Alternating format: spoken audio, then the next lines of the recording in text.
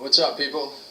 I'm putting this video out there for people who are lost, who are unsure of what's happening here, unsure of what lies after this life that we have, and I know what's after here from seeing it, and it's very scary, and it's my duty, since I'm still here, to let you know what I seen.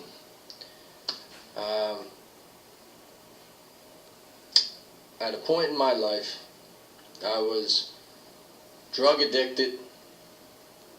I was an alcoholic. My usual day was go to work. I always made good money, so I'd go to work, do my job. But after that, party hard. Drinking, drugging all night. Come home early in the a.m. Sometimes don't come home for a day or two. Go on binges with the drugs and this and that. And basically, it was like the Wild West. Anything went. I could do and did do whatever I wanted. I didn't care what anybody said. I had no consequences. I lived in excess and a total pagan lifestyle with not caring of anything.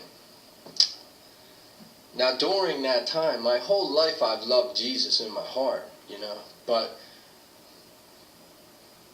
I prayed every night. I prayed with my kids, but I knew I was a hypocrite, When I was home, I prayed with them, but it was like, I pray with them and then I'm a screw up, you know what I'm saying? So I was hypocritical, but I knew my kids needed to know the truth, and the truth was God. I just wasn't following the truth. And I remember in my addiction every day saying, Lord, please don't take me today because I am not ready. And I lived that pagan lifestyle for years. And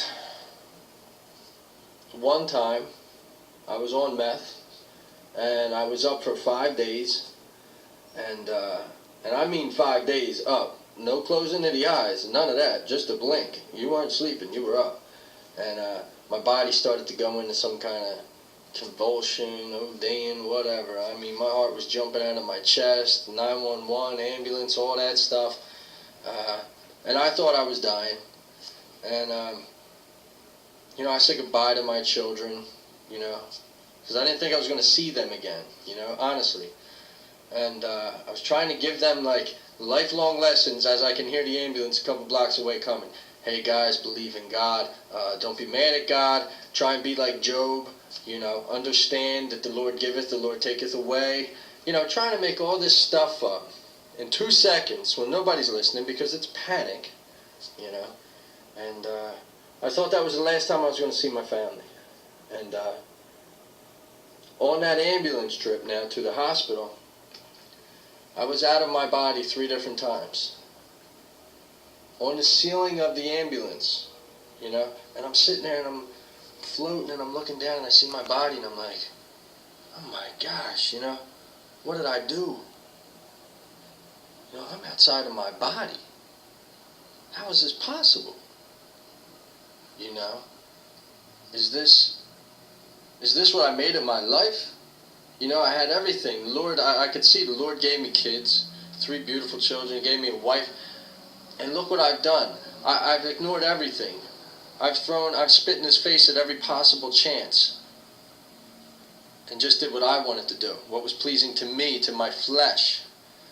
So, as I'm going through that, peace, craziness in my body. Peace, craziness. Now, I say peace because I was out of my body and I wasn't in the, convulsions or whatever that I was in when I was in my body. When I was out of it, I was cool. I was just, it was real peaceful, but I was in pitch blackness.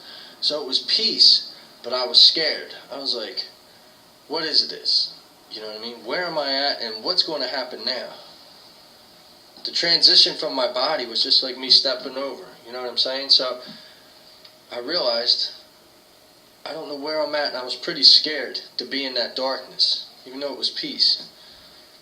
So I remember, going to the emergency room, and they, putting IVs and all in me, and anyway, I just said, Lord, if you want to take me tonight, then I accept your will. But if you let me live, I'll do better.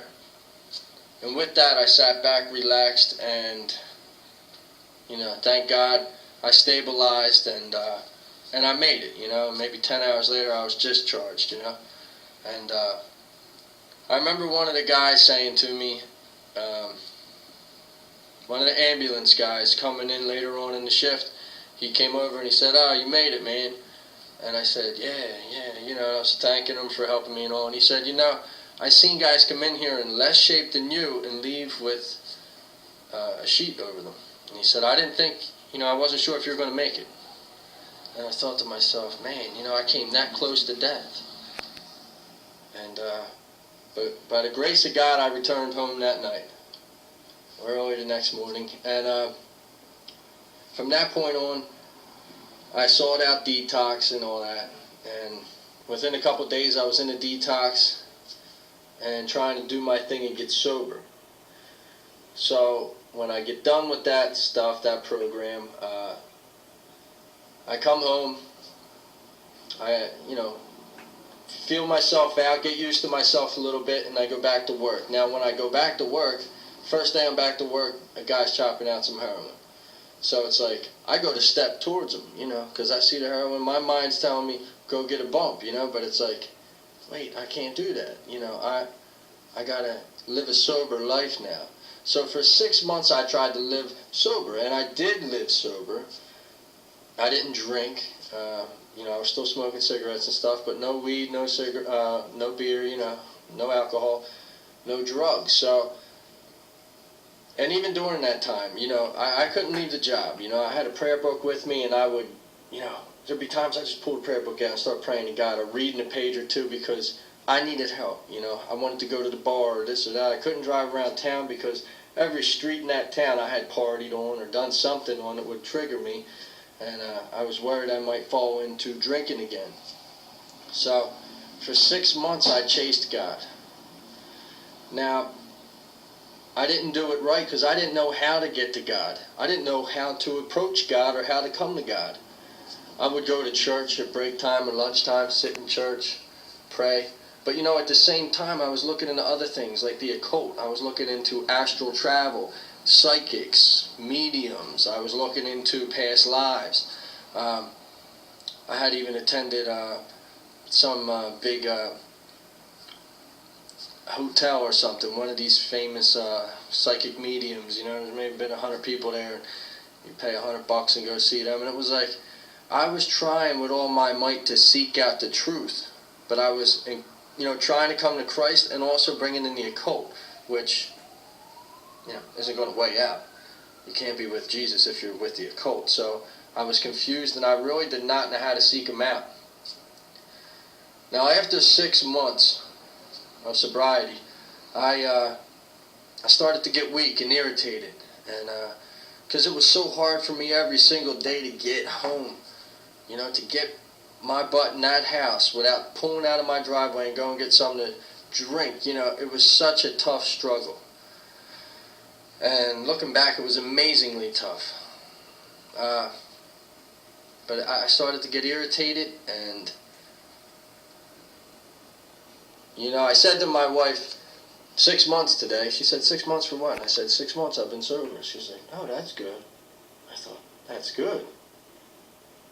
Now being an adult, I'm supposed to do stuff for myself. But at that point, I had struggled through so much every day. I want a huge party or something, run a parade down the street or something. Let's break out a celebration. This is 6 months, man. Every day. Some of my days feel like they're 100 years from all this, So with that, I was like, you know what? Okay, or that's good. I'll show you good, So my whole mindset changed right there. And not that it's her fault, but, I was probably looking for a reason to do that because I was already irritated. So all of a sudden I go back, and I go back to drinking, and then I go back to drugging. And what they say is true. When you go back harder each time. And that was definitely holding true in this instance.